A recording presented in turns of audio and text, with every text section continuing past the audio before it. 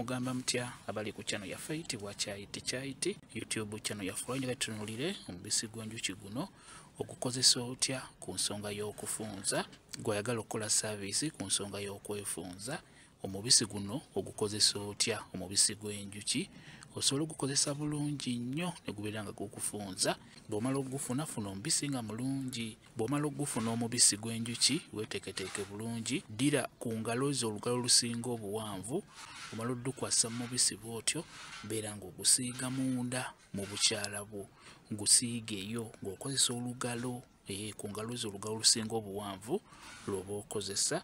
Kwata mubisi gw'enjuki nga bw'osiiga mu bukyala bwo, siigira ddala munda. Omubisi guno bw'onaaba ogusiizeeyo munda bulungi nnyo gugenda kukuyamba ku nsonga y'okwefunza. Gufunza bulungi nnyo nnyo guno omubisi gw'enjuki. Osobola okukikola n'ogulekayo okumala essaawa nga 3 nga gyeguli, n'oluvannyuma osobola okubeera ng'ogunaazaayo. Y'enkozesa gy'olina okukozesamu omubisi gw'enjuki ng'oyagala gukuyambe ku nsonga y'okwefunza.